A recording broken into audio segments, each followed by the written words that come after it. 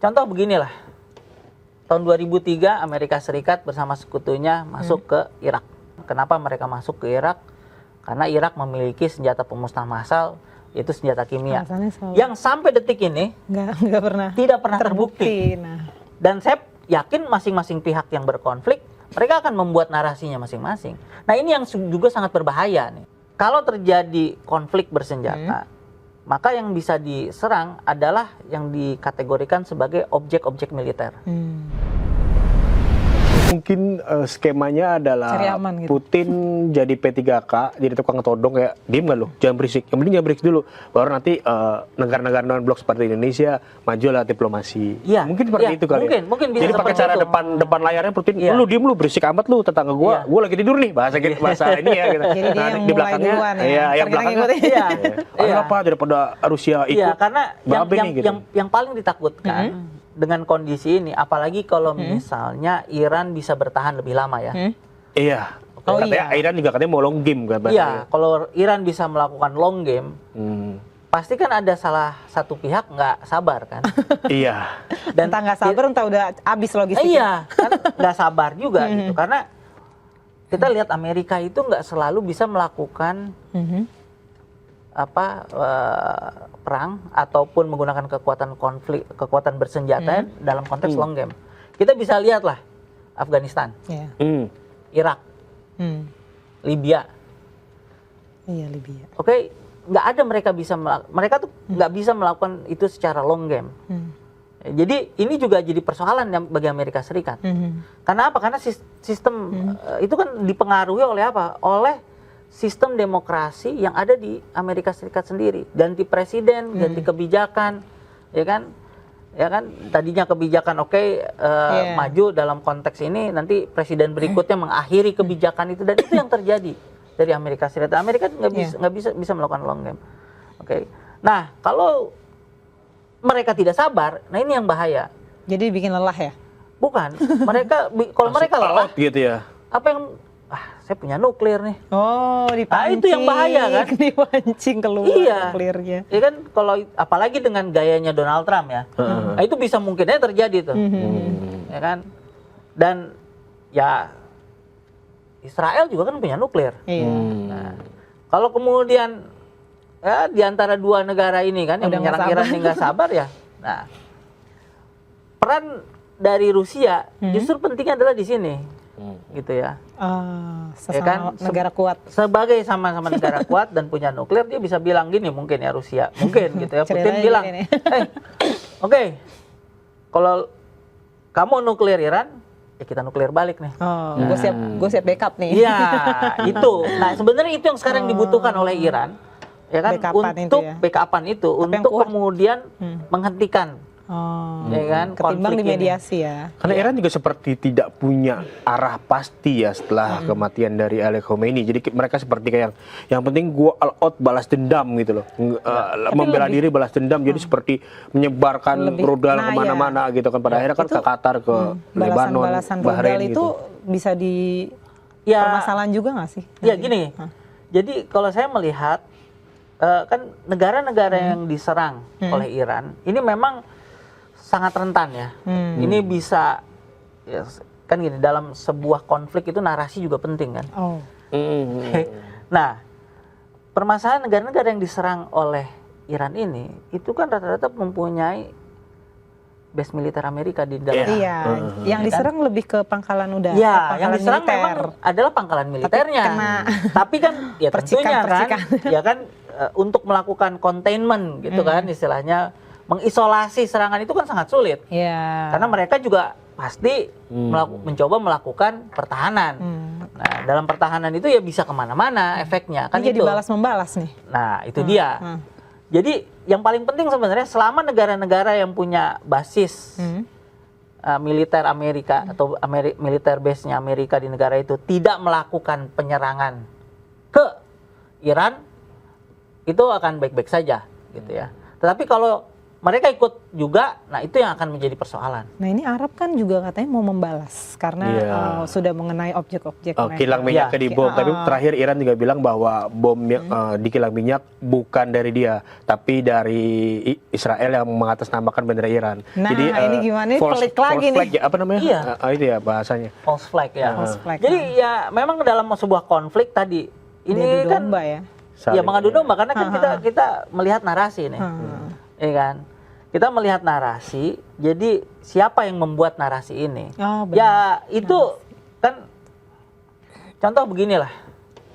Tahun 2003 Amerika Serikat bersama sekutunya masuk ke Irak. Narasi yang dibuat ketika itu bahkan Menteri Luar Negeri Amerika Serikat pada saat itu tahun 2003 Powell ya kan bersaksi di depan atau di hadapan Dewan Keamanan PBB menyatakan kenapa mereka masuk ke Irak karena Irak memiliki senjata pemusnah massal yaitu senjata kimia yang sampai detik ini tidak pernah terbukti. Nah. Itu kan berarti kita bicara mengenai narasi. Betul. Oke. Nah, dengan berbagai macam media dan sosial media yang ada sekarang ini, narasi ini kan dicoba untuk dibentuk. Betul. Gitu ya. Dan saya yakin masing-masing pihak yang berkonflik mereka akan membuat narasinya masing-masing. Nah ini yang juga sangat berbahaya nih. Oke, salah ya kan, apalagi adanya fake news, salah narasi dikit rudal mulai dan lain sebagainya gitu kan. Nah ini yang harus benar-benar hati-hati karena kesalahan, karena saya bilang tadi ini kan kondisinya sangat rentan. Kesalahan sedikit ini bisa menyebar, memicu konflik yang lebih besar. Tapi serangan balasan dari Iran sendiri tuh dianggap sah nggak? Karena kan serangan balasan. Iya, tentunya sah dong. Sah, ya kan dia akan membalas karena adanya serangan terhadap dirinya dan dia mencoba melumpuhkan, ya kan, wilayah tempat-tempat yang dimana digunakan untuk menyerang. Betul. Nggak menyerang objek-objeknya dia. Dia lebih taat aturan kalau kita lihat. Jadi kalau di dalam hukum humaniter istilahnya atau ya dulu disebutnya hukum perang ya, itu kan kalau terjadi konflik bersenjata, maka yang bisa diserang adalah yang dikategorikan sebagai objek-objek militer. Gitu. Pertanyaannya bagaimana kalau ada militer dan ada sipilnya? Nah, objek sipil yang kemudian digunakan untuk penyerangan, maka dia berubah statusnya menjadi objek militer. Kan gitu. Nah, kalau misalnya kita lihat kan seperti misalnya bandara udara. Bandara udara itu kan dipakai juga, ya kan? Jadi ya wajar kalau bandara udara digunakan untuk penyerangan militer, ya dia berubah statusnya dari bandara udara sipil menjadi bandara udara militer. Jadi itu hal-hal tersebut tuh menjadi sangat penting dalam hal kita memahami ini. Jadi memahami konflik ini gitu, karena ada aturan-aturan di dalamnya ya. Walaupun tadi bilang bahwa ya Trump nggak percaya lagi bahwa hukum internasional adalah dirinya, ya menurut saya, nah ini yang menjadi masalah. Gitu. Karena apa? Kalau sudah ada negara dan banyak negara yang seperti itu, ya akan chaotic kan? Iya. Salah satu tujuan dari hukum itu adalah adanya ketertiban. Dari ketertiban itu bisa terjadi perdamaian. Tapi kalau sudah seperti ini ya kita tahu gitu kan, siapa yang menjadi masalah sebenarnya dari semua kekacauan ini kan gitu. Tapi aku mau minta POV dari Mas Hadi nih yang belajar soal geopolitik global. Ada pembicaraan yang serius banget di media sosial bahwa sebelum 2019 tuh negara-negara tuh seperti damai, sekalinya perang paling perang tarif. Perang tarif, perang inovasi. Kita juga ngerasakan di perang adu pamer negaranya, kita juga kebagian waktu Asian Games gitu kan, ada banyak sekali gitu kan. Tapi setelah pandemi tiba-tiba menjadi semuanya kacau. Rusia disebutkan dengan Ukraina, Cina dengan Taiwan, bahkan tetangga kita Kamboja dengan Thailand, Korea Utara masih Korea Selatan gitu kan. Lalu perang saudara di Yaman, Suriah, Libya dan macam-macam, Afghanistan, Pakistan, India juga perang saudara rebutan Kashmir segala macam. Banyak sekali tiba-tiba panas meleduk kecil-kecil sebagai orang yang lama gitu di geopolitik ini, melihatnya seperti apa sih? Jadi kalau saya melihatnya begini ya. Pertama begini. Kondisi sekarang, jadi sebenarnya COVID-19 pandemi itu menyadarkan banyak negara. apa yang membuat mereka sadar bahwa ada kebutuhan untuk adanya sustainability bagi mereka. Oh, oke. Betul. Kan gitu. Kenapa? Karena kalau kita lihat pada saat pandemi, nggak ada satupun negara yang bisa menolong dirinya sendiri. Kenapa? Karena pada masa sebelum itu kita bisa melihat bahwa yang namanya interconnectivity, interdependensi negara itu sangat luar biasa intensnya. Oke. Nah, ketika kemudian terjadi pandemi, kita kan terisolasi. Iya.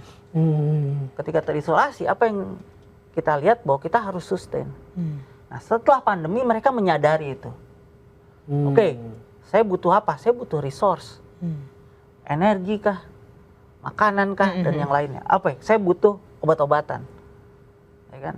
Dan bagaimana arahnya itu adalah bisa adanya sustainability bagi mereka. Kalau, ya kan, apakah pandemi atau suatu kondisi krisis terjadi, mereka siap akan hal itu. Nah, pada dasarnya yang terjadi sekarang itu mereka melihat bahwa bagaimana mereka melakukan sustainability ini. Oh, tujuannya itu. Tujuannya itu. Nah, sustainability ini kemudian dikaitkan dengan isu security sekarang. Yes. Akhirnya baik itu perdagangan, baik itu teknologi, bahkan investasi, itu dikaitkan semua dengan isu security. Keamanan. Kenapa? Karena banyak negara ingin sustain. Ya kan? Tidak lagi bergantung kepada negara lain secara terpaksa. Dan Amerika juga menyadari itu. Bahkan Amerika menyadari juga bahwa multilateral system yang sekarang tidak lagi bisa membuat mereka sustain, dan mereka sadar bahwa kebergantungan mereka terhadap negara lain dan juga terutama terhadap Cina dalam konteks manufaktur itu ternyata sangat besar. Dan Amerika menyadari bahwa defisit perdagangan mereka sangat besar. Itu makanya kenapa Trump ketika jadi presiden untuk yang kedua kali, wah, dia sangat gencar sekali ini. Karena dia sadar bahwa sustainability Amerika itu sudah tidak bisa lagi dijaga tanpa perang. Bukan tanpa perang, tanpa mereka melakukan ya istilahnya atraksi gitu. Ya, istilahnya kalau dalam bahasa Inggris itu ada namanya coercion. Jadi apalagi itu coercion? Coercion itu artinya melakukan sesuatu dengan paksaan. Perang salah satunya. Jadi dengan paksaan, penyerangan paksa, dengan ancaman, kan itu kan yang dilakukan oleh Amerika Serikat ya, tarif gitu ya. Tarif kita kasih tambah apapun ya kan, bentuknya 32%, 40%, Belum dilantik itu padahal ya, belum dilantik udah ngomongin tarif. Ya kan? Nah, tapi jadi sustainability itu yang mereka sadar bahwa wah, ini penting ini sustainability ini. Jadi makanya dia ini banget ya, agresif banget ya. Terus ini aku mau bacain komentar di OK Zoners nih, sedikit aja. Ada yang nanya, menarik soalnya. Dari @Grotenamen. Kenapa UN loyo tak berdaya lihat kelakuan Israel dan Amerika? PBB seperti nggak berdaya. PBB sekarang udah kayak nggak ada harga dirinya. Kalau menurut Mas seperti apa nih? Kalau menurut saya begini ya, PBB sekarang ini ya kan gini ya, dibutuhkan kebersamaan. Jadi beberapa tahun yang lalu saya sempat melakukan riset ya sama teman-teman di UI, bahwa kita melihat bahwa multilateralisme sekarang itu sudah tidak bisa lagi diterapkan. Karena negara-negara sudah mulai egois gitu ya. Karena negara-negara tadi lebih mementingkan dirinya sendiri. PBB itu kan dibentuk setelah Perang Dunia karena ada rasa kebersamaan terkait efek dari Perang Dunia Kedua. Dan mereka secara bersama-sama berpikir bahwa ya kan, perang ini sangat luar biasa merusak dan hampir semua negara kan terkena, baik secara langsung maupun tidak langsung efek dari Perang Dunia tersebut. Maka mereka sadar secara bersama-sama untuk membuat sebuah organisasi ini, dan mereka sadar untuk menjaga keamanan ini.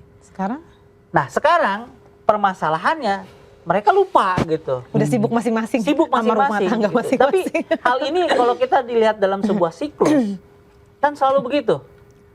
Ya kan, Perang Dunia Pertama menghasilkan Liga Bangsa-Bangsa sebagai cara untuk menyelesaikannya. Tetapi Liga Bangsa-Bangsa juga kehilangan marwahnya gitu. Marwahnya dan juga kepercayaannya dari negara-negara. Ya kan, sehingga Meletus ada lah. satu kekuatan ya kan yang cukup besar ketika itu Jerman Nazi ketika itu kemudian mendorong adanya perang Dunia Dunia kedua. kedua. Nah, demikian pula. jangan sampai. Nah, jangan sampai Karena yang udah egois masing-masing, iya. akhirnya Muncul hegemoni baru nanti nih. Perang Dunia Ketiga biar bikin lembaga baru gitu. Janganlah, mending kita bersatu lagi ya nggak sih? Betul. Jadi itulah coba kesadaran itu menjadi satu hal yang penting dari masing-masing negara. Ya memang kita hidupkan dalam satu dunia yang sama ya. Kita hidup dalam satu Langitnya bumi. sama. Iya. Jadi apa sih gunanya kemudian kita Iya. saling serang dan lain sebagainya gitu kan? Toh resource yang ada ya hanya bisa kita gunakan di bumi ini ya segitu-gitu segitu aja. gitu. Iya gitu. Kecuali ada Ya kan? perang Nah, itu lagi. yang perlu Iya, benar-benar. dipikirkan itu oleh para pemimpin negara gitu. Jadi